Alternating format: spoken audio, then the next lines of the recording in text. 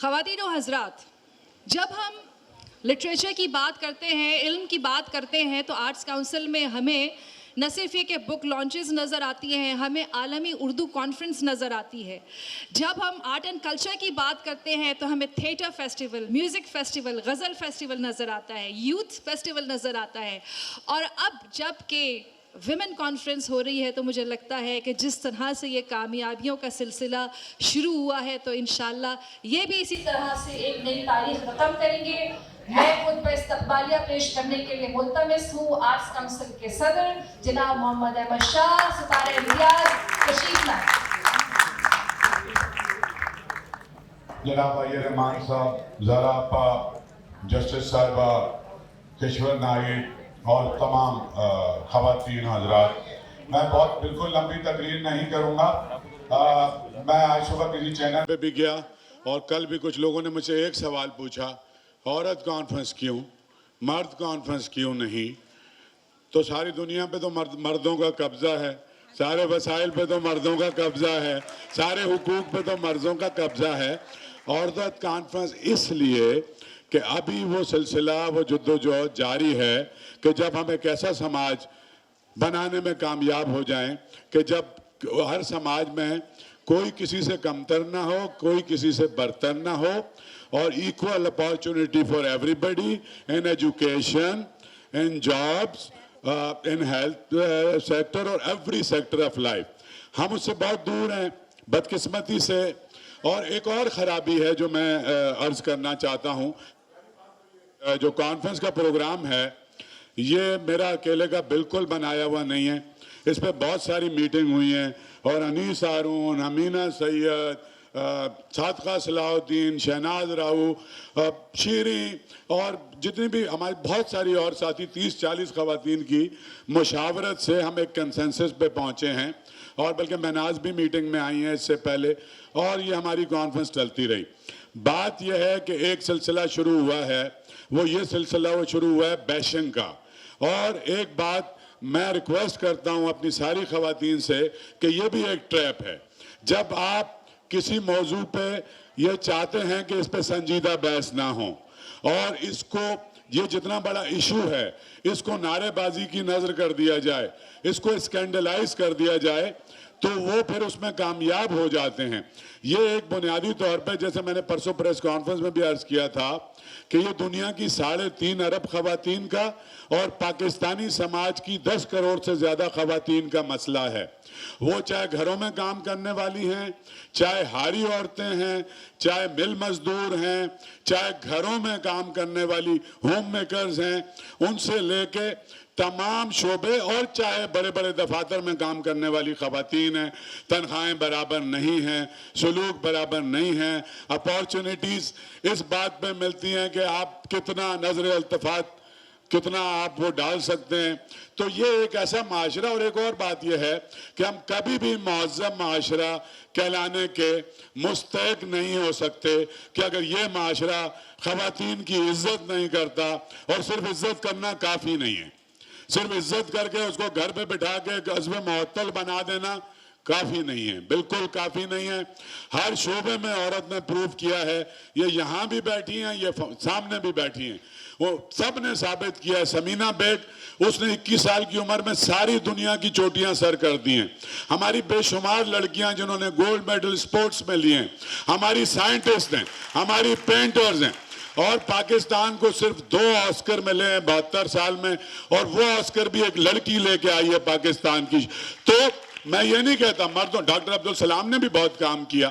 تو ایک یہ مینارٹی ہے، یہ ہندو ہے، یہ فلانا ہے، اس طرح سے کبھی بھی ہم ایک قوم نہیں بنا سکتے. پریشر گروپس ہیں، وہ رہیں گے. ہمارے ہاں بہت سے مسائل، ایک ٹرائبل سوسائٹی کے، ایک فیوڈل سوسائٹی کے اور کلچرل بیک گراؤنڈ کے مسائل ہیں جس کو مذہب کے نام پہ تھوپ دیا گیا ہے. ہمارے بہت سارے خطوں میں جو کلچر ہے وہ ان کا کلچر ہے، ان کا ریلیجن نہیں ہے. اسی طریقے سے سندھ میں تو کوئی ایسا ماحول نہیں تھا. عرب جب یہاں پہ آئے اور پھر کرد جب بلوچستان میں آئے تو وہ ایک ٹرائبل سسٹم ساتھ لے کے آئے. اسی طرح سے پشتون جو ہے وہاں بھی ایک ٹرائبل سسٹم ہے. مطلب یہ کہ آپ کہتے ہیں کہ چہرے پہ بھی پردہ نہ ہو. میں تو عمرہ کر کے آیا ہوں خانہ کعبہ میں, وہاں تو خاتون چہرہ ڈھک نہیں سکتی, اور حدیث ہیں کہ چہرے کھلے رکھو تاکہ تم اپنی عورتوں کو پہچان سکو. میں مذہب کے معاملے میں نہیں جاتا.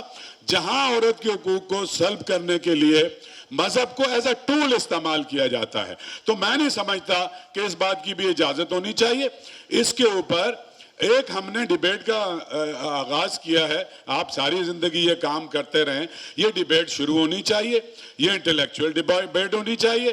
اس پہ psychologist, sociologist, anthropologist, political scientist, economist بیٹھیں کہ اچھا دوسری بات بتائیں, اگر اکنامیکلی آپ 50% آبادی کو امپاور نہیں کریں گے تو بھائی آپ کا گھر بھی امپاور نہیں ہوگا, آپ کی جی ڈی پی گروتھ بھی نہیں ہوگی. بنگلہ دیش کی مثال بالکل ہم سے خراب مثال ہے, اس کو دیکھ لیں.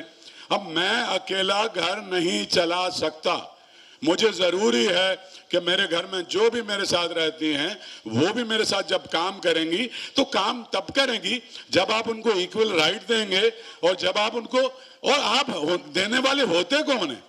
آپ سب پیدا ہوئے ہیں اس دنیا میں برابر کی حیثیت. آپ نے ایک ڈکٹیٹرشپ اختیار کر لی ہے, آپ ایک حکمران بن گئے, وقت لگے گا.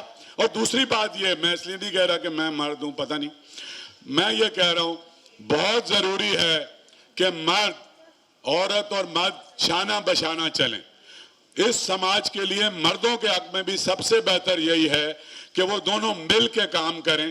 آپ کو پتہ ہے کہیں بھی دنیا میں جب کالوں کے رائٹ کی بلیک رائٹ موومنٹ تھی تو گورے ہیومن رائٹ ایکٹیوسٹ سارے ان کے ساتھ کھڑے ہوئے. وہ گورے کھڑے ہوئے تو پھر کہیں ممکن ہوا, سپریم کورٹ میں کیس گئے, ایک ایکس پریزیڈنٹ نے کیس لڑا, وہ بھی گورا تھا.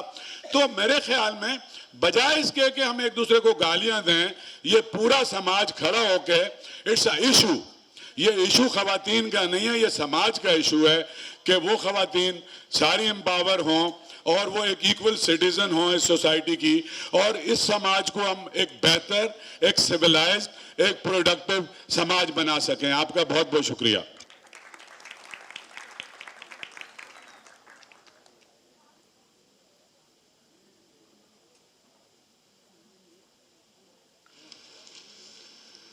بہت بہت شکریہ جناب محمد احمد شاہ صاحب. اور میں اب گزارش کروں گی ہماری آج کی اس تقریب کے پہلے کی نوٹ اسپیکر, جو کہ جانے مانے ہیومن رائٹ ایکٹیوسٹ ہیں, کالمسٹ ہیں, founding chair of Pakistan India peoples forum for peace and democracy. Also he is the recipient of many awards for peace and human rights. آئیے رحمان صاحب سے ملتمس ہوں کہ تشریف لائیں اور حاضرین محفل سے خطاب فرمائیں. جناب آئیے رحمان صاحب.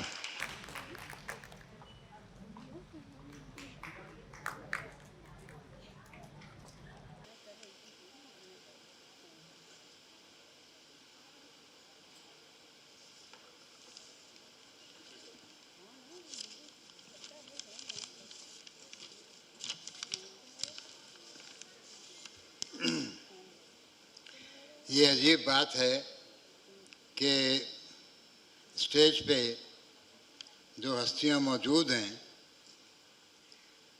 انہوں نے پاکستانی عورت کو بولنا سکھایا, چلنا سکھایا,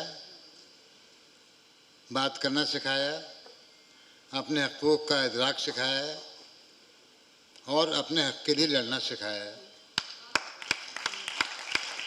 تو یہ سب, ان سب کو آج کے دن کی اہمیت معلوم ہے, عورتوں کے حقوق کے بارے میں پتہ ہے, مجھ سے زیادہ پتہ ہے. تو ان کے ہوتے ہوئے میرے جیسے آدمی سے آپ مطالبہ کریں کہ میں کوئی خطبہ وغیرہ آپ کے سامنے پیش کروں, یہ کچھ عجیب سی بات معلوم ہوتی ہے. بہرحال یہ مجھے اطمینان ہے کہ میری پشت بہت مضبوط ہے اور خیر درویش بڑھ جانے درویش, کچھ کہنا پڑے گا. ہمیں یہ نہیں بھولنا چاہیے کہ عورتوں کا بین الاقوامی دن محنت کا شوام محنت کش خواتین کی اختراع تھا۔ محنت کش خواتین نے اس دن کی بنیاد ڈالی اور ایک طویل مدت تک سوشلسٹ نظریات کے پیروکاروں نے اور سوشلسٹ ممالک نے اس تحریک کی آبیاری کی۔ اب یہ جاندار تحریک سارے ملکوں میں پھیل چکی ہے، سرمایہ دار ملکوں میں بھی پھیل چکی ہے، اقوام متحدہ نے اسے اپنا لیا ہے، لیکن عوام عورت کی محنت کا احترام اور اس کی سماجی انصاف کی جدوجہد ہی اس دن کی زندہ روایات ہیں۔ اس لیے ضروری سمجھتا ہوں کہ دنیا بھر کی محنت کش خواتین کو سلام پیش کروں، خاص طور پر پاکستان کے محنت کش خواتین کو، جن کی محنت کا ابھی تک نہ مناسب اجر ملتا ہے نہ اس کا اعتراف کیا جاتا ہے۔ محنت کش عورتوں کو سلام، کیونکہ دنیا بھر کی اقتصادی ترقی ان کی جدوجہد کے بغیر ممکن نہیں تھی۔ یورپ کے صنعتی انقلاب کے بارے میں تو ہمیں علم تھا کہ ابتدائی کارخانوں میں عورتیں بھاری تعداد میں خون پسینہ ایک کرتی تھیں، لیکن جب ہاورڈ زن کی کتاب امریکی عوام کی تاریخ نظر سے گزری تو پتہ چلا کہ امریکہ کی صنعتی ترقی میں بھی عورت کا حصہ مردوں سے کم نہیں، اور امریکی عورت کی جدوجہد تاریخ ایک روشن مرقع ہے۔ ہم عورت کے ممنون ہیں کہ جب نیلسن منڈیلا جیل میں تھے تو سوویتوں میں آزادی کی تحریک عورتوں نے ہی جاری رکھی۔ ہماری اپنی بری بھلی آزادی کی تحریک میں عورتوں کا کردار سب کو معلوم ہے۔ لاہور میں صوبائی سیکریٹریٹ کے دروازے پر مسلم لیگ کا پرچم کسی مرد نے نہیں لہرایا تھا، اور یہ اس بات کے باوجود کہ لاہور کے بزرگ مربی داتا گنج بخش نے اپنی کتاب کشف المحجوب میں عورت کو بلا وجہ تان دشنام کا نشانہ بنایا اور ساری خرابی کا ذمہ دار ٹھہرایا تھا۔ ہرچند کے سید امیر علی نے 100 برس اپنی کتاب دی اسپرٹ آف اسلام میں یہ دعویٰ کیا تھا کہ مسلمان معاشرے میں جو عورت کو مقام حاصل ہے وہ اس مقام سے بہت اوپر ہے جو یورپ میں عورت کو دیا گیا تھا، لیکن پاکستان کی ریاست نے شروع دن سے عورت کے ساتھ مناسب سلوک نہیں کیا۔ ایک مثالیں آپ کی خدمت میں پیش ہیں۔ پاکستان کے آئین کے بنیادی حقوق کے باب میں اقوام متحدہ کے عالمی انسانی حقوق کے اعلامیے میں درج سارے حقوق درج کر دیے گئے ہیں سوائے 2 حقوق کے۔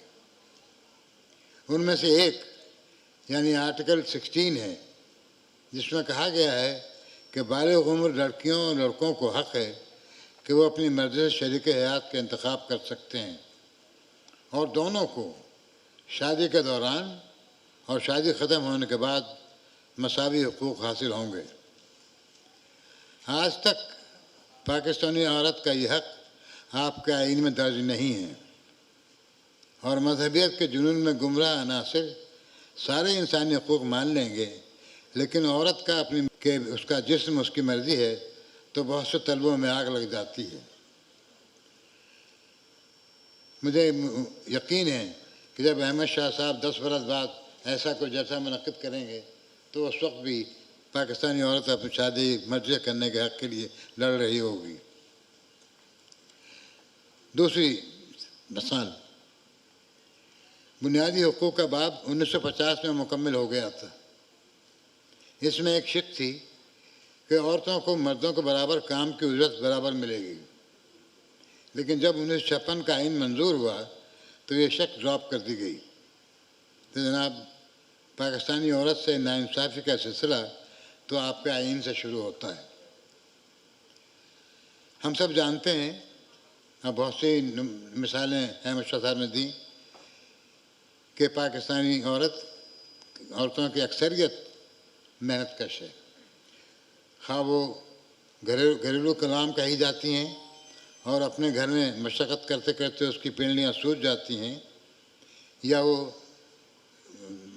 وہ پانی میں چاول کی پنیری لگاتی ہیں، مویشیوں میں دیکھ بھال کرتی ہیں. اور ایسے علاقے بھی ہیں جہاں سارا کام عورت کرتی ہے، کھیت بھی وہ چلاتی ہے، مویشی بھی دیکھتی ہے، خاوند کو کھانا بھی کھلاتی ہے، بچوں کو پالتی ہے. اس کے علاوہ بھی دفتروں میں کام کرتے ہیں، اور کچھ خواتین کا انہوں نے ذکر بھی کر دیا. بس یہ بتانا لازم ہے کہ جو کچھ انہوں نے حاصل کیا ہے وہ اپنی محنت سے حاصل کیا ہے. اس میں سرکار کا کوئی دخل نہیں ہے، کوئی ہاتھ نہیں ہے، بلکہ سرکار کے باوجود کیا ہے.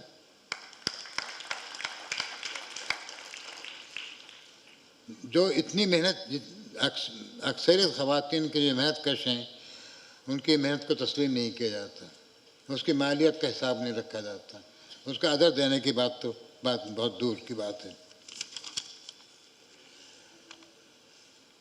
آپ نے دیکھا ہوگا اس دن کے حوالے سے خواتین مختلف معاشروں میں اپنے حالات کے مطابق مطالبات وضع کرتی ہیں. یورپ میں ایک زمانے سے تک فرینچائز ایک ایشو رہا کہ عورتوں کو ووٹ دینے کا حق دیا جائے. اس سے پہلے کہ پاکستانی عورت کے آج کے مطالبات کے حقوق کے بارے میں کچھ عرض کروں، پاکستانی عورت کے حیثیت کے بارے میں چند الفاظ کہنا چاہوں گا. یوں تو پاکستان کی کوئی حکومت عورت کے ساتھ انصاف نہیں کر سکی، لیکن ملک میں مذہبیت کے فروغ نے عورت کی زندگی مشکل سے مشکل تر بنا دی ہے. ایک مثال دیتا ہوں. جب محترمہ بینظیر بھٹو 1986 میں ملک واپس آئیں تو لاہور میں ایک فقید المثال استقبال کے بعد انہوں نے اوکاڑا کا رخ کیا. نثار عثمانی جو صحافیوں کے امام تھے، انہوں نے اوکاڑا جانے کا فیصلہ کیا تو ہم بھی ساتھ ہو لیے. جمعہ کا دن تھا. بھائی پھیرو پر نماز جمعہ کے وقت عثمانی صاحب لبِ سڑک مسجد کی جانب روانہ ہو گئے اور ہم ویگن میں بیٹھے ہوئے امام کی تقریر سننے لگے. موصوف نے عورت کی حکومت کی سربراہی کی خواہش مسترد کرتے ہوئے فرمایا کہ وہ تو دور کی بات ہے، عورت اگر مسجد میں آئے تو اس کو کہاں جگہ ملے گی؟ پہلی صف میں وہ ہوں گے، دوسری صف میں وہ ہوں گے، تیسری صف میں وہ ہوں گے، چوتھی میں وہ ہوں گے، پانچویں میں ہوں گے، اور کہیں کونے میں دروازے کے پاس عورت کو کھڑا ہونے کی اجازت دی جائے گی. تھوڑی دیر بعد ہم نے دیکھا کہ عثمانی صاحب نماز جماعت میں شامل ہوئے بغیر واپس آ رہے ہیں. کہنے لگے میں ایسے امام کے پیچھے نماز نہیں پڑھ سکتا جو عورت کے بارے میں ایسے خرافات استعمال کرتے ہیں. لیکن ہمارے ملک میں نثار عثمانی جیسے نظر صحافی پہلے ہی کم تھے اور اب تو اور بھی بہت کم ہو گئے. ہم دیکھ رہے ہیں کہ ریاست مذہبی انتہا پسندوں کے سامنے سجدہ ریز ہے. مذہب کے نام پر ہر طرح کی زیادتی برداشت کی جاتی ہے. ان کے دھرنے پر راست گوئی سے کام لینے پر ہر کسی کی دستار فضیلت غیر محفوظ ہو جاتی ہے. لہذا تعجب نہیں کہ عورتوں پر حملے کرنے والوں کو زبان بگڑنے کے ساتھ دہن بگڑنے کا احساس نہیں ہوتا. ہماری تہذیب تھی کہ عورت پر ہاتھ اٹھانے تو کجا اسے دشنام کا نشانہ بھی بنانا معیوب سمجھا جاتا تھا. اب آپ دیکھ رہے ہیں کہ ایک بدزبان شخص ایک ہیومن رائٹس ایکٹیوسٹ کے خلاف کیسا زہر اگل رہا ہے. عورت مارچ پاکستان میں بڑا مسئلہ نہیں تھا، اسے بنایا گیا ہے. لیکن آپ فکر نہ کریں، عورت مارچ کو کوئی نہیں روک سکتا. یہ جلوس شہر شہر اور قریہ قریہ نکلیں گے، کیونکہ وقت عورت کے ساتھ ہے. وقت کی گردش میں جنونی افراد کی تعمیر کی ہوئی ریت کی دیوار خلل نہیں ڈال سکتی. اور جو لوگ وقت کے پہیوں کو روکنا چاہ رہے ہیں خاصے بزدل بھی ہیں. انہی کے بارے میں تو ہماری کشور ناہید نے کہا تھا کہ وہ جو بچیوں سے بھی ڈر گئے. اجازت دیں کہ عورت کے حقوق کا اور اس کے مطالبات کا ایک خاص پہلو آپ کے سامنے پیش کروں. مرد کے حقوق عمومی طور پر ذاتی منفیت کے لیے، حکومت کی خواہش کی تکمیل کے لیے ہوتے ہیں. عورت کے حقوق کی جدوجہد میں بھی ذاتی منافع کا عنصر ہوتا ہے، لیکن غالب جذبہ معاشرے اور انسانیت کی فلاح ہے۔ وہ مرضی کی شادی چاہتی ہے اپنے اور ہمسفر کی خوشی کے لیے، مگر یہ خواہش بھی ہے کہ محبت اور آشتی کی فضا میں ترقی اور مسرت کے اہداف حاصل کیے جا سکتے ہیں۔ عورت گھر، بچوں کی پرورش میں کلیدی کردار طلب کرتی ہے، کیونکہ اس طرح ہی نئی نسل کی مناسب تربیت ممکن ہے۔ عورت جنگ کے خلاف ہے، کیونکہ وہ نہیں چاہتی اس کا شوہر یا بیٹا میدان جنگ میں کام آئے، اور مرنے والا تو غم حیات سے نجات پا لیتا ہے۔ جنگ و جدل کا خمیازہ تو ان بیواؤں کو بھگتنا پڑتا ہے جو ہر طرح کی تندرستی کے باوجود بچوں کی پرورش کرنے پر مجبور ہیں۔ اور پاکستانی عورت کیا چاہتی ہے؟ آج کے دن ہم کیا مطالبہ کر سکتے ہیں؟ ہم کیا مطالبہ کرنا چاہیے؟ کیا حقوق ہونا چاہیے؟ ایک سطر میں یہ کہا جا سکتا ہے کہ عورت اپنی ذات کا بطور انسان احترام اور اپنے فطری جینیس کی تکمیل و اظہار کا حق چاہتی ہے، لیکن اس منزل تک پہنچنے کے لیے اس کو بہت سے راستوں سے گزرنا پڑتا ہے۔ اس کے لیے لازم ہے کہ اس کو جگہ دی جائے۔ ابھی حال ہی میں یہ تفتیش ہو رہی تھی، تحقیق ہو رہی تھی کہ پاکستان نے SDG کا جو اسکیم ہے اس پہ دستخط کیے ہوئے ہیں۔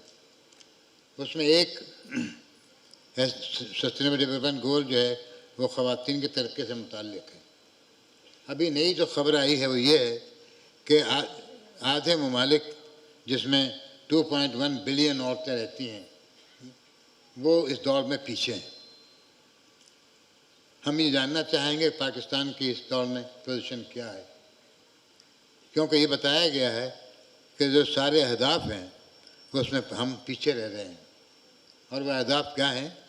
ایجوکیشن ہے، اس میں پولیٹیکل پارٹیسپیشن ہے، اس میں سیکورٹی ہے، اس میں سیفٹی ہے، اور پرسیپشن آف پولیٹیکل چیزیں۔ تو ہمیں یہ مطالبہ لازم کرنا چاہیے کہ جو SDG آپ نے کیے ہیں، پھر اس کی ایک ضرور میں چونکہ محنت کشوں سے بات شروع کی تھی، میں یہ چاہوں گا کہ آپ پاکستان میں جبری مشقت کے خاتمے کے لیے جدوجہد کریں۔ آپ کے ملک میں جو غلام مزدور ہے اس کے ساتھ جو عورت رہتی ہے وہ بھی غلام ہے۔ وہ خود غلام نہیں بننا چاہتی، لیکن چونکہ اس کا شوہر غلام ہے اس کے حوالے سے وہ بھی غلام ہے۔ اور آپ جا کے تھر میں دیکھ لیجئے، دیکھیں گے کہ کس طریقے سے عورت کا استحصال ہو رہا ہے۔ تو یہ میں چاہوں گا کہ آپ اپنی سفارشات میں، اپنے مطالبات میں جبری مشقت کے خاتمے کے لیے، اور دوسرے یہ کہ جو عورتیں فیکٹریوں میں کام کرتی ہیں ان کو مناسب اجرت ملنی چاہیے، ان کا برابر کا حصہ ملنا چاہیے، اور وہ جو آپ نے ڈراپ کر دیا تھا شک کہ عورت کو مرد کے برابر کام کی برابر اجرت ملے گی، وہ رکھیں۔ پھر آپ یہ دیکھیے کہ ابھی کل لاہور میں جو منتظمین نے ایک مینیفیسٹو جاری کیا ہے اس میں کیا کہا ہے؟ اس میں یہ بھی کہا گیا ہے کہ IMF کی تباہ کاریوں سے بچایا جائے، فوڈ کی جو پرائسز کی انفلیشن ہے اس کو کم کیا جائے۔ یہ سب یعنی عورت جو ہے وہ سماج کے لیے اور معاشرے کے لیے جدوجہد کرنے کے لیے تیار ہے۔ اس میں اور یہ بھی آپ کو دیکھنا ہوگا کہ آپ کے جو مختلف شعبے ہیں، آپ یہاں مذاق ہمارے یہاں یہ ہوتا ہے کہ ایک دفعہ حکومت نے کہا کہ عورتوں کے لیے 5% کوٹا مختص ہے تمام سروسز میں۔ جب وہ کوٹا پورا نہیں ہوا تو اعلان ہوا کہ اب کوٹا 10% کر دیا ہے۔ نہ 5% پورا ہوا، نہ 10% پورا ہوا۔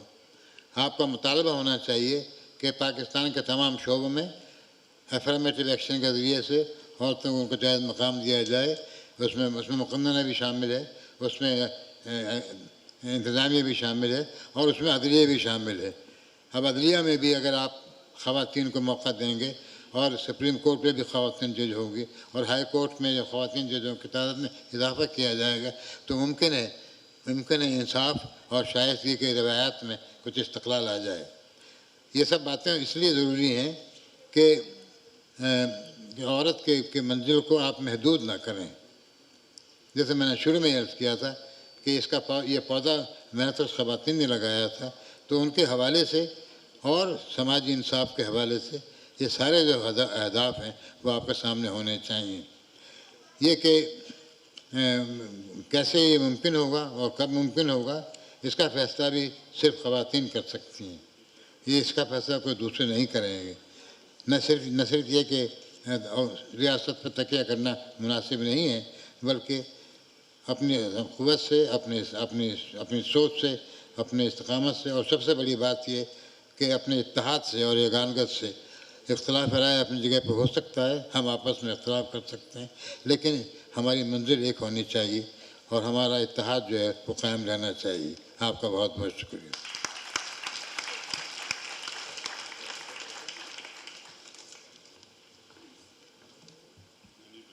بہت بہت شکریہ جناب عائر رحمان صاحب. آج کی اس افتتاحی تقریب کی دوسری کی نوٹ اسپیکر، جن کا تعلق قانون کے شعبے سے ہے، ہمارے ملک کے ممتاز قانون دان ہیں. آپ لاء کے پروفیسر بھی رہی ہیں، دنیا بھر میں لیکچرز دیے ہیں، پاکستان کی نمائندگی کی ہے. آپ فارمر پریزیڈنٹ ہیں Lahore high court bar association کے. Currently she is the president concerned citizen of Pakistan Society, and also she is the member executive committee Public Interest Law Association of Pakistan. بہت سارے اعزازات، بہت سارے ایوارڈز آپ کو ملے ہیں. Fatima Jinnah medal for human rights, woman of the year star award, wonder woman award, اور ایک طویل فہرست ہے جو اعزازات اور انعامات آپ کو ملے ہیں. لیکن ہم سب کے لیے یہ باعث افتخار بات ہے کہ آپ تشریف لائیں ہماری اس فرسٹ ویمن کانفرنس کی افتتاحی تقریب میں. میں گزارش کروں گی جسٹس ناصرہ اقبال سے کہ تشریف لائیں اور اظہار خیال فرمائیں.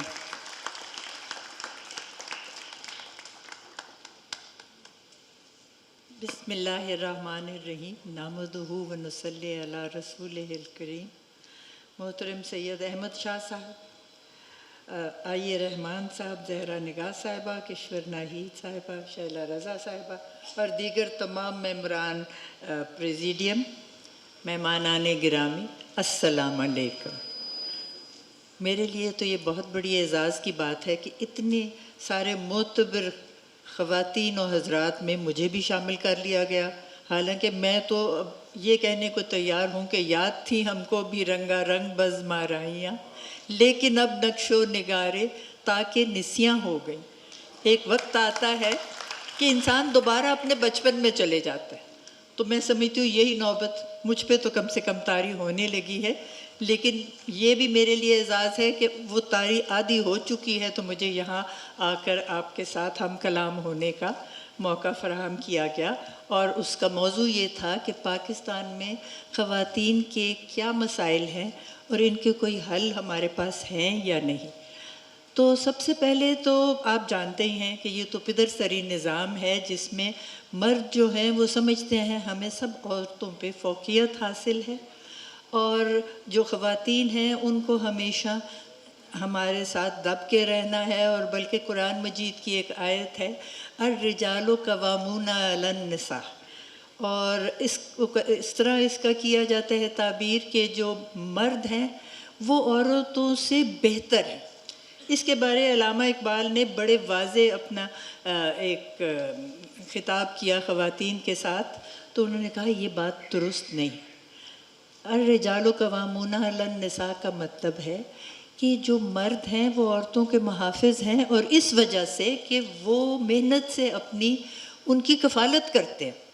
اب تو وہ زمانہ آ گیا کہ بہت ساری خواتین کام کرتی ہیں، مردوں کی کفالت کرتی ہیں، اور وہ گھر بیٹھ کے یا حقہ پیتے ہیں یا نشہ. تو یہ بات تو دیکھیے علامہ اقبال نے مستند ہمارے لیے کر دی کہ اس کا مطلب وہ نہیں ہے جو ہمارے یہاں ملا ہیں یا دیگر ایسے لوگ ہیں جو ہمیں استحصال ہمارا کرنا چاہتے ہیں، وہ اس کا کریں، اس قسم کی تعبیر کریں. اور آپ جانتے ہیں کہ پاکستان کی تحریک میں تو خواتین نے بھرپور حصہ لیا تھا، بھرپور حصہ لیا. جس وقت قائد اعظم تشریف لائے لاہور 1940 میں اپنی بہن کو لے کے، انہوں نے کہا کہ آدھی آبادی آپ ہیں، ہمارے ساتھ آپ بھی شامل ہوں. اور خواتین اس لیے شامل ہوئیں کہ وہ سمجھتی تھی کہ ہم تو دوہری غلامی کا شکار ہیں. ایک تو غلام ہیں ہم جو فرنگی یہاں تھے، اور پھر جو مرد غلام تھے ان کی بھی غلامی تھی. تو اس دوہری غلامی سے نجات کے لیے اتنی محنت کی خواتین نے، اور حاصل کیا پاکستان تحریک میں برابر حصہ لیا، بلکہ کے پی کے نے تو شروع میں جو اسمبلیوں کے حوالے سے نہیں ابھی کچھ بھی کیا تھا فیصلہ، تو گھر گھر جا کے خواتین نے کے پی کے مردوں کو اس بات پہ آمادہ کیا کہ آپ نے پاکستان کی طرف ریفرینڈم میں حصہ لینا ہے. تو یہ ہمارے شامل ہو گیا جو چوتھا یا پانچواں صوبہ تھا.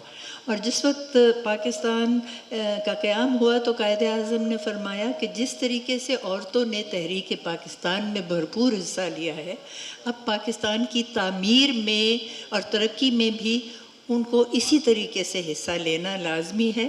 اور خواتین کو چار دیواری میں مقید رکھنا، اس کا نہ مذہب اجازت دیتا ہے، نہ معاشرہ اجازت دیتا ہے. تو یہ مردوں کے شانہ بشانہ باہر نکلے. قائد اعظم نے تو یہ فرما دیا، لیکن 1 سال کے اندر اندر ان کا وصال ہو گیا. اب ہماری اسمبلیاں جو بیٹھی جنہوں نے آئین بھی مرتب کرنا تھا، آپ دیکھیے سوائے اس کے کہ جی مجھے گاڑی ملے گی یا نہیں، مجھے فون ملے گا یا نہیں، میرے ٹی اے کتنا ہوگا، ہوائی جہاز کے ٹکٹ ملیں گے. انشاءاللہ رضا آپ کی طرف اشارہ نہیں میں کر رہی، یہ وہ مرد جو ممبر تھے، 2 ہماری خواتین ممبر تھیں، ایک تھی بیگم شاہ نواز اور ایک شائستہ اکرام اللہ سورور تھی. اب وہ 2 تھیں اور اتنے سارے مرد تھے، اور کوئی بات انہوں نے خواتین کے حقوق کے بارے میں کی ہی نہیں. اور 1956 میں 8 سال کے بعد یا 9 سال کے بعد جب آئین بنا تو وہ آئین جو تھا وہ معطل ہو گیا 2 سال کے اندر، اور پھر یہاں پہ آ گیا ایک نظام عسکری، اور اس کے تحت بھی خواتین جو تھیں وہ دبی رہیں، اور یوں ہی یہ سلسلہ چلتا رہا. اب تقریباً 73 سال ہو گئے پاکستان کے قیام کو، لیکن خواتین کی حالت میں خاطر خواہ تبدیلی نہیں آئی. میں یہ نہیں کہوں گی کہ بالکل تبدیلی نہیں آئی. ایک یونیورسٹی تھی اس خطے میں جو اب پاکستان ہے، وہ پنجاب یونیورسٹی، اب 200 یونیورسٹیز ہے. اور آپ یقین جانیے بہت ساری یونیورسٹیز کے بورڈز پہ میں ہوں جو پنجاب میں ہیں، اور ان کی کانوکیشنز پہ جانے کا اتفاق ہوتا ہے. تمام جو اسناد ہیں اور گولڈ میڈل وغیرہ، تمام نہیں سے 80-90% ہماری بچیاں حاصل کرتی ہیں. اس کی وجہ یہ ہے کہ وہ محنت کرتی ہیں، ان کو پتہ ہے کہ وہ دگنی محنت کریں گی تو آدھا صلہ ان کو ملے گا. اور بچے جو ہیں ذہین ہیں لیکن وہ کرکٹ کھیلتے ہیں، تو کرکٹ میں اور محنت میں ہم نے توازن کرنا ہے. تو میں سمجھتی ہوں اس لیے ان کو بھی کرکٹ کے ساتھ ساتھ ایک مردم مارچ کرنا چاہیے کہ وہ بھی اپنی محنت میں زیادہ توجہ دیں. لیکن ہمارے یہاں مسائل تو اتنے زیادہ ہیں کہ ان کو میں کیسے گردانوں. بہت سارے تو آئیے رحمان صاحب نے بتائے، اور وہ ایسے ہیں کہ ان کو بار بار دہرانے سے بھی کم نہیں ہوتا. 98% ہماری خواتین جو ہے ان پہ گھریلو تشدد ہوتا ہے. اور میں نے خود دیکھا ہے، خاص طور پہ دیہاتوں میں، چلتی جا رہی ہے ایک بیچاری عورت، روتی جا رہی ہے اور مرد اس کو پیٹتا جا رہا ہے راستے میں. بھئی کیوں پیٹ رہا ہے؟ ہے ہی اس جوگی جی، تسی گل نہ کرنا. اب میں اس میں اگر مداخلت کروں تو گھر جا کے اس کو اور بھی پیٹے گا. یہ تو حالات ہے، اور زیادہ تر خواتین سمجھتی ہیں یہ تو ہماری قسمت کا حصہ ہے. 10% ایسی ہیں جو اس کے بارے میں آواز اٹھاتی ہیں، اور شاید عدالت تک کوئی 3% پہنچتی ہوں. تو یہ تو ہمارا ایک بہت بڑا مسئلہ ہے. دوسرا یہ ہے کہ جیسے کام کرنے کے بارے میں ابھی آئے رحمان صاحب نے فرمایا، اور کوئی دہائی پہلے ورلڈ بینک نے یہ بتائے تھے اعداد و شمار کہ دنیا کا 2/3 کام جو ہے وہ عورتیں کرتی ہیں. 10واں حصہ جو ہے اس کا ان کو ملتا ہے اجرت کا دنیا کی، اور 1% اثاثوں کی ملکیت ان کے پاس ہے. اب یہ کتنی ناانصافی ہے. 2/3 کام وہ کریں اور 1% اثاثے ان کے پاس ہوں. خواتین کے پاس اگر کوئی اثاثہ ہو بھی تو وہ کہہ دیتے ہیں کہ جی یہ تو بے نامی ہے، یہ شوہر نے اس کے نام کیا ہے. اور یہ کبھی سوچتے ہی نہیں کہ عورت صبح اٹھتی ہے، وہ اپنا سنبھالتی ہے، مرغی بانی کرتی ہے، گائے بھینسوں کو سنبھالتی ہے، گھر کا کام کرتی ہے، بچوں کو تیار کرتی ہے، پھر ساتھ جاتی ہے کھیتوں میں. اور کام اس کا ایگریکلچرل اور شہری سب تمام شعبوں کو ملائیں تو 75% کام عورتیں اب بھی کر رہی ہیں پاکستان میں. لیکن جہاں تک اعداد و شمار کا تعلق ہے اس میں کہا جاتا ہے کہ 25 سے لے کے 28% جو کام ہے وہ خواتین کرتے ہیں. 8% شہروں میں اور تقریباً 20% دیہاتوں میں، جو درست نہیں. اس کی وجہ یہ ہے کہ جب आदाद और शुमार बनाए जाते हैं, और यह सबसे पहली बात तो ये, आपको पता है एक चीज़ है जिसको कहते हैं मर्दम शुमारी। भाई क्यों मर्दम शुमारी, इसको फर्दम शुमारी क्यों नहीं कहते? जब औरतें गिनी जाएंगी तो उनके काम भी गिने जाएंगे। औरतों को शुमारी नहीं करते, वो मर्दम शुमारी वाला आता कहते हैं कितने बच्चे, 2, बस 2 ही बच्चे, और कोई नहीं। वो जी 3-4 लड़कियां भी हैं, बताते ही नहीं, और कभी आते हैं आदाद और शुमार में, कभी नहीं आते, तो जाहिर है उनका इस मामले में। तो इसका तो मैं कहती हूँ ये हमारी लुगात में से मर्दम शुमारी का लफ्ज़ तो आप ज़रूर निकालें, फर्दम शुमारी करें। दूसरी बात यह है कि ये फर्दम शुमारी, अच्छा, अब जो फर्दम शुमारी का मसला हो गया, 1951 में पहली दफ़ा हमारी हुई थी फर्दम शुमारी। उस वक़्त हमारी आबादी जो थी इस खित्ते की, बंगाल को शामिल किए बगैर, ये 3.25 करोड़ थी। आज आप जानते हैं ना, ये अभी हमारी हुई है आदाद व शुमार 2018 में, तो कितनी हमारी हो गई है? 22 करोड़ हो गए हैं आबादी पाकिस्तान की। कुजा 22 करोड़ और कुजा 3.25 करोड़। जो 1 रोटी एक शख्स खाता था वो अब 7 लोगों में बंटनी है, तो 7 लोगों में तो 1 रोटी बट ही नहीं सकती।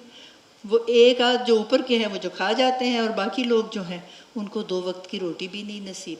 अब हमने कभी सोचा है, कोई पूछता है जी हालात कैसे हैं, मैंने कहा मैं क्या बताऊं, आधी से ज़्यादा आबादी को तो 2 वक्त की रोटी नहीं नसीब, और बाकी जो है वो हम जैसे 3 वक्त पे खाना खा रहे हैं और दंदनाते फिर रहे हैं। हमें इस बात का एहसास ही नहीं।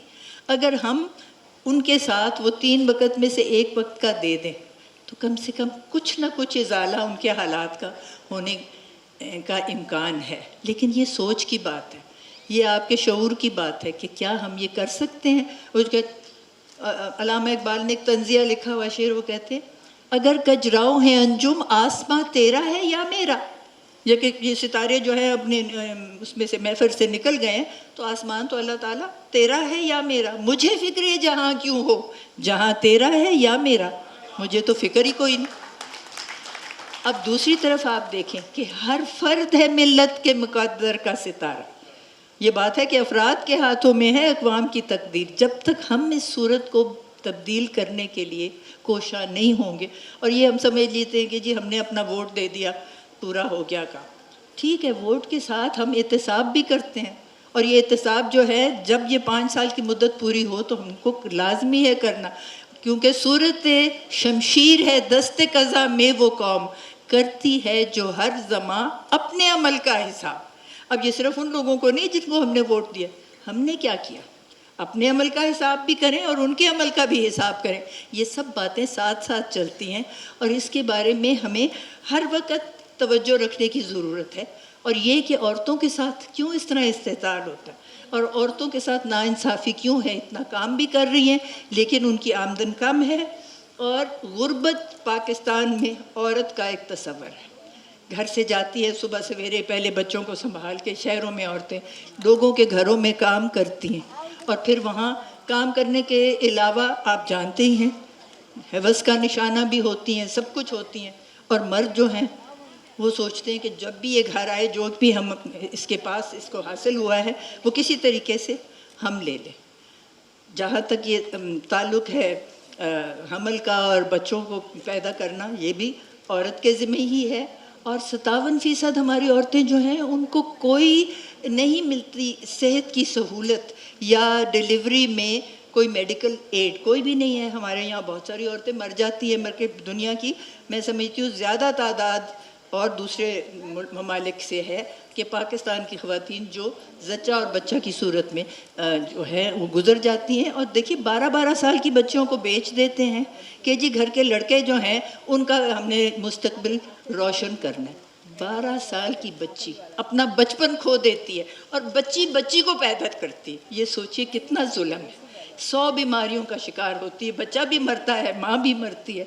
ये ऐसे सानियात हम पे गुजरते हैं कि कभी कोई सोचता ही नहीं कि ये क्या हो रहा है। और ये जिस वक्त हम कोशिश करें इनके बारे में कुछ करने के लिए दाद रसी, तो कहते हैं जी आप क्या सोच रहे हैं, इसका कोई इलाज नहीं है। سارے معاشرے کا جب شعور بدلے گا، لوگوں کو، ماؤں کو یہ خط سمجھ آئے گی اور باپوں کو سمجھ آئے گی کہ بچوں کے ساتھ ایسا نہیں کرنا، تب تک تبدیلی جو ہے وہ نہیں آئے گی۔ لیکن اس کا ایک اور بہت خطرناک نتیجہ ہے، جیسے میں نے بتایا کہ 7 گنا ہماری آبادی بڑھ گئی۔ 37 سال میں اب یہ کہتے ہیں کہ ہماری آبادی ڈبل ہو جائے گی۔ اس وقت اگر 22 کروڑ ہے تو ہو جائے گی 44 کروڑ۔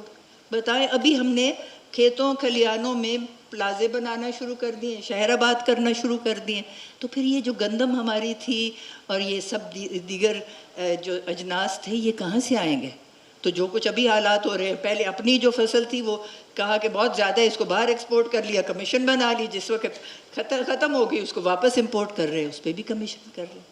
یہ بتائیں ہم کہاں پہ، یہ کب یہ بات ختم کیسے ہوگی؟ اور یہ ابھی جو عورت مارچ کے اوپر اتنا ہو رہا ہے کرٹیسائز کہ یہ کس طرح کی باتیں عورتیں کرتی ہیں، چلیں اگر الفاظ میں کسی سے کوئی غلطی ہوگی، کہہ دیا میرا جسم میری مرضی، لیکن یہ اولاد پیدا کرنا، عورت اکیلی تو نہیں نہ کرتی، ایک ایک گھر میں 10 بچے، تبھی تو اتنی ہماری ہو گئی ہے پاپولیشن۔ اور عورتیں چاہتی ہیں کہ ہمارا نمبر جو ہے بچوں کا کم ہو، کیونکہ انہوں نے پیدا بھی کرنے ہیں، انہوں نے پالنے بھی ہیں، انہوں نے ان کی تربیت بھی کرنی ہے، اور بچیوں کو تو کوئی توجہ ملتی ہی نہیں، اس لیے وہ مرتی بھی زیادہ ہیں بچپن میں۔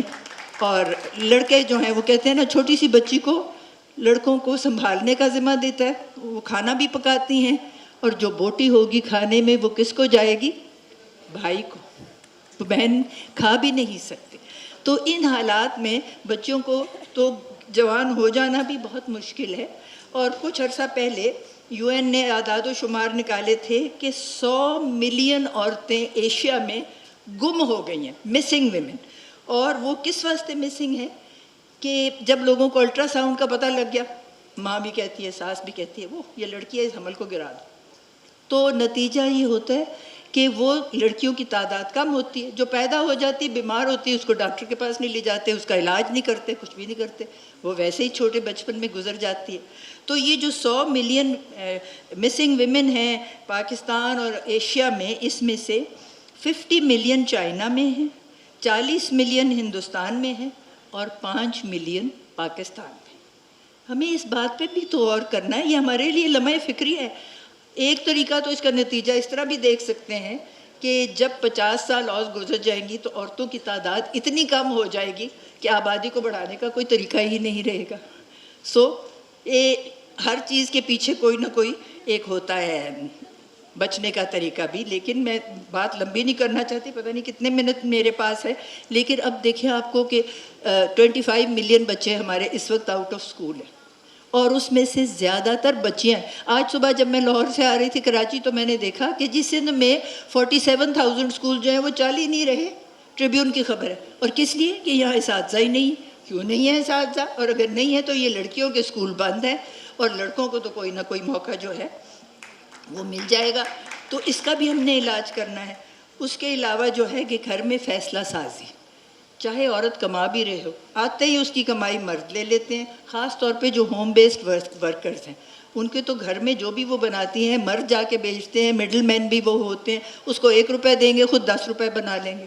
اب عورتوں کو چاہیے، اب تو دیکھیے نا یہ الیکٹرانک سب کچھ ہو گیا، اور میرا خیال ہے ویمنس چیمبرز آف کامرس بھی ہے، تو یقیناً ہم یہ سب کچھ خود کر سکتے ہیں۔ لیکن اس کے بارے میں شائلہ رضا ماشاء اللہ ہے، خواتین کے بارے میں پالیسیز بنائیں اور قانون سازی کریں۔ قانون سازی اتنی اچھی سندھ میں ہوتی ہے یہی کہ عورتوں کو 18 سال سے کم عمر کی شادی نہیں ہونی، لیکن عمل اس پہ کیا ہے کہ 13 سال کی عمر کی بچی کی شادی ہو رہی ہے، 12 سال کی عمر کی بچی کی شادی ہو رہی ہے، اس کو بیچا بھی جا رہا ہے، یہ سب باتیں ہو رہی ہیں۔ تو جو قانون سازی ہے اس پہ عمل ہونا بھی ہمارے لیے بہت ضروری ہے۔ اور پھر اگر کوئی عورت کام کرتی ہے، قرآن میں لکھا ہوا ہے کہ جو عورت کمائے وہ اس کا حصہ ہے، جو مرد کمائے وہ اس کا حصہ ہے، یہ اپنا دنیاوی کمائی اور اگلے جہان میں بھی۔ تو بات یہ ہے کہ جب ہمارا حصہ ہے تو یہ مرد کیوں اس کو غصب کر لیتے ہیں؟ اس غصب کو ہم نے روکنا ہے۔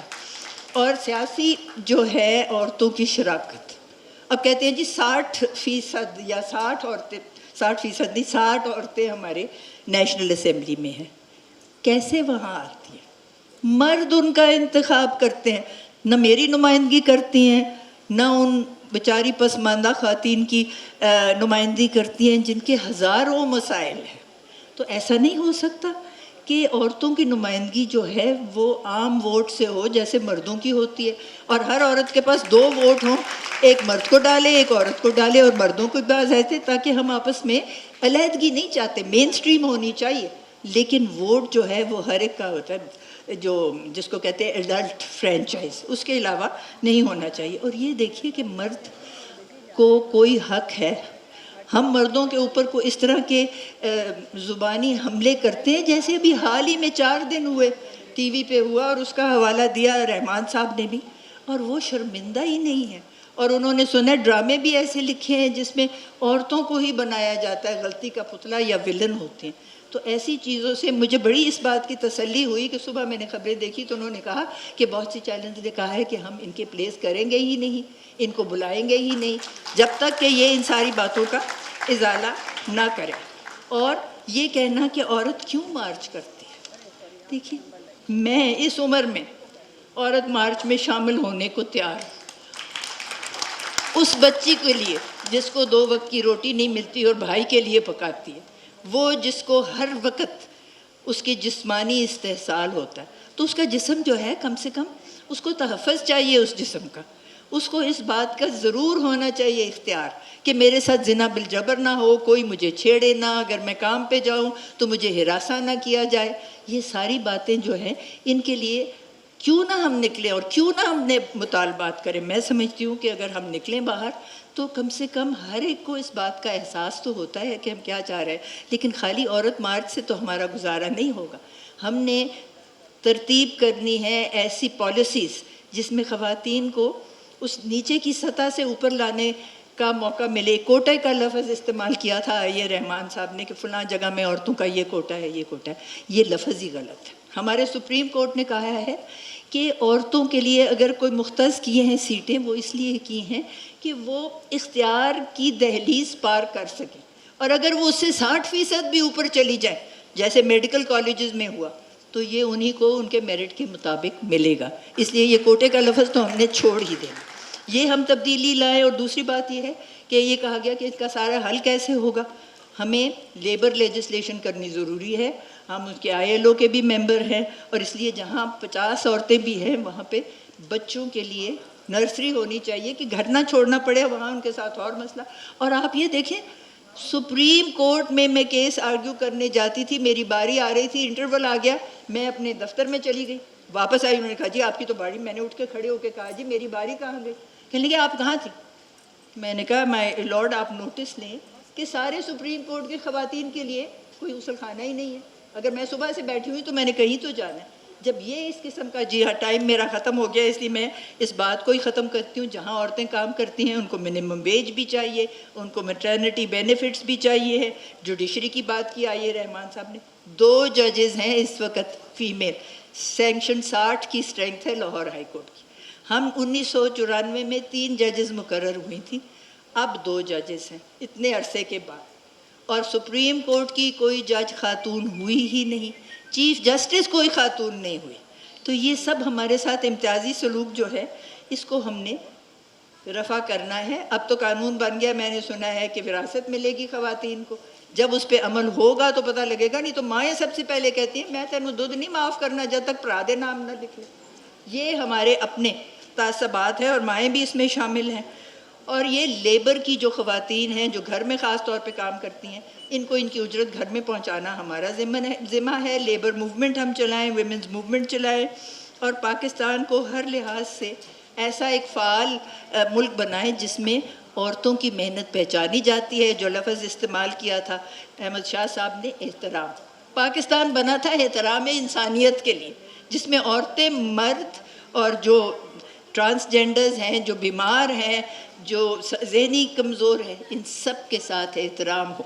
तो मैं आप सबसे गुजारिश करूँगी कि हम याद रखें इस बात को कि ये हमारा मुल्क बना ही इसलिए है कि यहाँ पे इंसानियत का एहतराम हो, और उसमें आधी आबादी औरत होने के अलावे के वजह से हमें बराबरी का भी सलूक मिलना चाहिए और हमारी कदर भी होनी लाजमी है। बहुत शुक्रिया।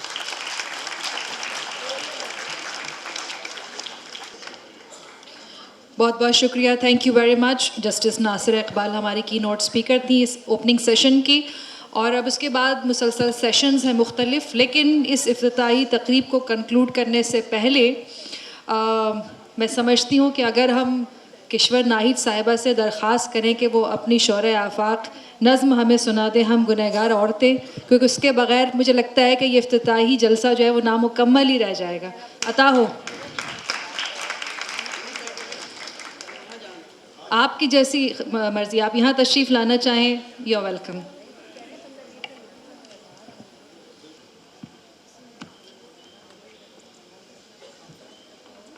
मेरी तो ख्वाहिश थी कि एक और नज़्म से शुरू करूं कि हमने अपने साथ क्या करते रहे हैं और क्या हो रहा है। तो एक नज़्म है कि यहाँ से शुरू होती है कि पोस्टरों पे नीम रहना, क्योंकि जो कुछ आजकल मौलवी कह रहे हैं उसके जवाब में, पोस्टरों पे नीम रहना, मोज़े बेचती जूते बेचती औरत मेरा नाम नहीं। मैं तो वही हूँ जिसको तुम दीवार पे चुन के मिसले सबाब खौफ हुए, ये नहीं जाना पत्थर से आवाज़ कभी भी दब नहीं सकती। मैं तो वही हूँ रस्म व रिवाज के बोझ तले जिसे तुमने छुपाया, ये नहीं जाना रोशनी घोर अंधेरों से कभी डर नहीं सकती। मैं तो वही हूँ गोश्त से जिसकी फूल चुने, अंगारे और कांटे डाले, ये नहीं जाना जंजीरों से फूल की खुशबू छुप नहीं सकती। मैं तो वही हूँ मेरी हया के नाम पे तुमने मुझको ख़रीदा, मुझको बेचा, ये नहीं जाना कच्चे घड़े पे तैर के सोनी मर नहीं सकती। मैं तो वही हूँ जिसको तुमने डोली बिठा के अपने सर से बोझ उतारा, ये नहीं जाना ज़हन गुलाम अगर है कौम उभर नहीं सकती। पहले तुमने मेरी शर्म व हया के नाम पे खूब तिजारत की थी, पहले तुमने मेरी शर्म व हया के नाम पे खूब तिजारत की थी। मेरी ममता मेरी वफ़ा के नाम पे खूब तिजारत की थी। अब गोदों में और ज़हनों में फूलों के खिलने का मौसम है। अब गोदों में और ज़हनों में फूलों में खिलने का मौसम है। पोस्टरों पे नीम रहना, मोज़े बेचती जूते बेचती औरत मेरा नाम है। और ये हम गुनाहगार औरतें हैं, ये सारी ये हम गुनाहगार औरतें हैं जो अहले जुब्बा की तमकनत से न रोब खाएं, न जान बेचें, न सर झुकाएं, न हाथ जोड़ें। ये हम गुनाहगार औरतें हैं कि जिनके जिस्मों की फसल बेचें जो लोग वो सरफराज ठहरें, नियाबत इम्तियाज़ ठहरें, वो दावरे अहले साज ठहरें। ये हम गुनाहगार औरतें हैं कि सच का परचम उठा के निकले तो झूठ से शाहराहें अटी मिले हैं। जो बोल सकती थी वो ज़ुबानें कटी मिले हैं। हर एक दहलीज पे सज़ाओं की दास्तानें रखी मिले हैं। ये हम गुनाहगार औरतें हैं कि अब ताक़ुब में रात भी आए तो ये आंखें नहीं बुझेंगी कि अब जो दीवार गिर चुकी है उसे उठाने की ज़िद न करना। ये हम गुनाहगार औरतें हैं जो अहले जुब्बा की तमकनत से न रोब खाएं, न जान बेचें, न सर झुकाएं, न हाथ जोड़ें।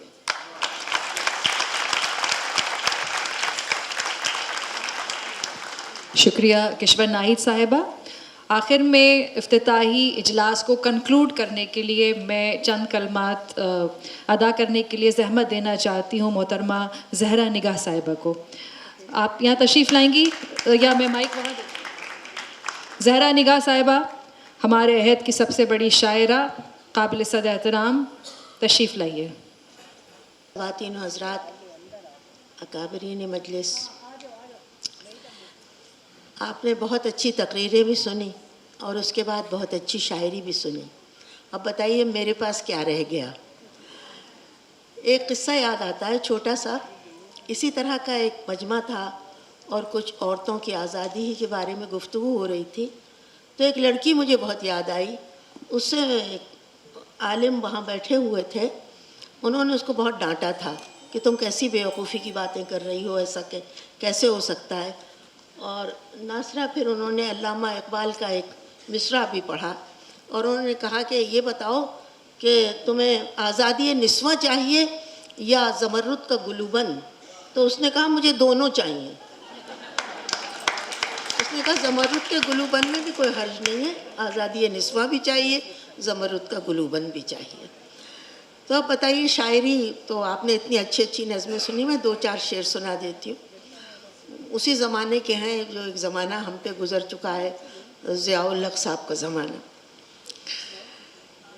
وہ یہ ہے کہ یہ سچ ہے یہاں شور زیادہ نہیں ہوتا, یہ سچ ہے یہاں شور زیادہ نہیں ہوتا, گھر بار کے بازار میں پر کیا نہیں ہوتا, گھر بار کے بازار میں پر کیا نہیں ہوتا, دی جس نے محمد کی رسالت پہ گواہی, اب اس کی گواہی کا بھروسہ نہیں ہوتا.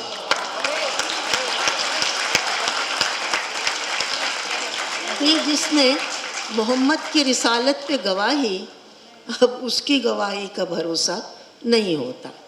اسی طرح سے 2-4 شعر اور کہ یادوں میں کسی خواب کا رس گھول رہی ہوں, پھاڑے ہوئے پلو سے گرہ کھول رہی ہوں,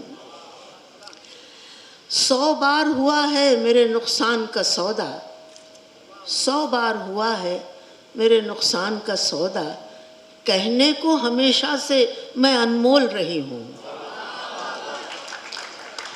ہر رات بدل جاتے ہیں دروازوں کے تالے, ہر رات بدل جاتے ہیں دروازوں کے تالے, ناخن سے میں دیوار قفس کھول رہی ہوں. ہر رات بدل جاتے ہیں دروازوں کے تالے, ناخن سے میں دیوار قفس کھول رہی ہوں. وہ آئے خریدے مجھے پنجرے میں بٹھا دے, وہ آئے خریدے مجھے پنجرے میں بٹھا دے, میں باغ میں مینا کی طرح بول رہی ہوں, پھاڑے ہوئے پلو سے گرہ کھول رہی ہوں. بہت بہت شکریہ, نوازش آپ لوگوں نے اتنی محبت سے سنا, اور یہ بہت اہم موضوع ہے. 2-4 شعر, 2-4 نظمیں اچھی 2-3 تقاریر پورا نہیں کر پاتی ہیں, بہت کچھ کرنا ہے. اور یہ نظم کی ایک فرمائش, چھوٹی سی نظم ہے. آج کل یہ ہے کہ پتہ لگ جاتا ہے کہ بچہ لڑکا ہونے والا ہے یا لڑکی, تو یہ اس لڑکی کی نظم ہے جو پیدا ہونے سے پہلے ہی ختم کر دی گئی, اور وہ اپنی ماں سے مخاطب ہے. میں بچ گئی ماں, میں بچ گئی ماں, تیرے کچے خون کی مہندی میری پور پور میں رچ گئی ماں, میں بچ گئی ماں, میں بچ گئی ماں. گر میرے نقش ابھراتے وہ تب بھی لہو سے بھر جاتے, میرا قد جو تھوڑا سا بڑھتا میرے باپ کا قد چھوٹا پڑتا, میری چنی سر سے ڈھلک جاتی میرے بھائی کی پگڑی گر جاتی. تیری لوری سننے سے پہلے خود اپنی نیند میں سو گئی ماں, انجان نگر سے آئی تھی انجان نگر میں کھو گئی ماں, میں بچ گئی ماں, میں بچ گئی ماں. میری آنکھیں روشن ہو جاتی, میری آنکھیں روشن ہو جاتی, تیزاب کا سرما لگ جاتا, سٹے وٹے میں بٹ جاتی, ہر خواب ادھورا رہ جاتا. تیری لوری سننے سے پہلے خود اپنی نیند میں سو گئی ماں, انجان نگر سے آئی تھی انجان نگر میں کھو گئی ماں, میں بچ گئی ماں, میں بچ گئی ماں.